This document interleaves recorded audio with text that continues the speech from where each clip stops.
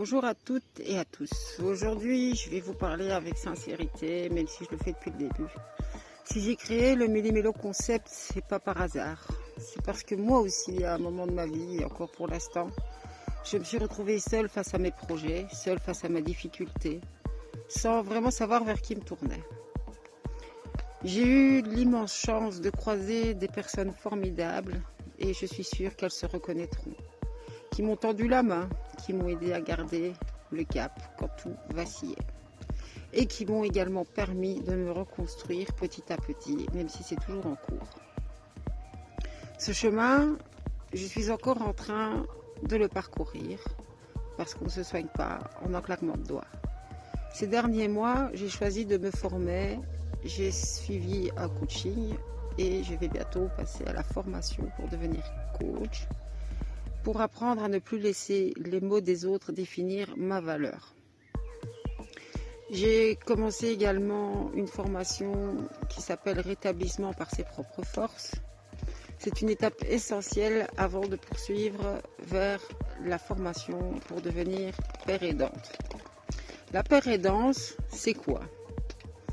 C'est le fait d'accompagner des personnes qui finalement qui traverse des difficultés similaires aux nôtres, en s'appuyant sur son propre vécu, sa propre expérience, les outils qu'on a développés pour leur montrer qu'un chemin est possible. Et si je vous en parle aujourd'hui, c'est parce que je veux être honnête avec vous. Depuis quelques jours, ça ne va pas. Ça ne va pas du tout même. Vous avez peut-être vu des vidéos où je souris, où je parais pleine d'énergie, mais parfois ce sourire, même souvent, est une façade, parce que derrière les images, il y a aussi une réalité plus fragile. Aujourd'hui, je fais le choix d'aller chercher de l'aide pour poursuivre ce que j'ai entamé avec la cellule de crise. Donc j'ai déjà fait appel à une cellule de crise et je tiens à le dire parce que c'est essentiel, ces dispositifs existent. Ils peuvent intervenir à domicile pendant plusieurs semaines pour nous aider à retrouver un équilibre ou en tout cas une voie à suivre. Demander de l'aide, ce n'est pas échouer, c'est se donner une vraie chance de repartir, de redémarrer. Ce que je traverse aujourd'hui est en grande partie lié aux conséquences de mes pathologies physiques. Quand le corps souffre, l'esprit, il finit parfois par vaciller aussi. Mais je veux vous rassurer sur une chose, je ne vous lâche pas.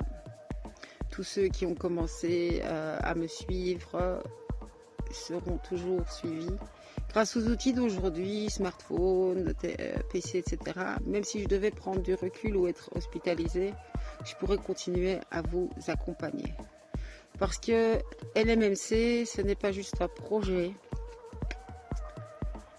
c'est surtout une conviction profonde, mais vraiment profonde, que chaque personne possède une richesse, une compétence, un talent parfois enfoui, sous des blessures, sous des épreuves, des démarches administratives et aussi des enjeux sociaux et professionnels.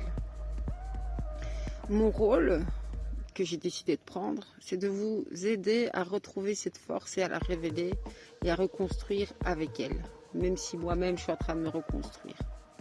Que vous soyez salarié en recherche d'emploi, en invalidité, accompagné par le CPS ou en pleine transition de vie, il existe des chemins possibles.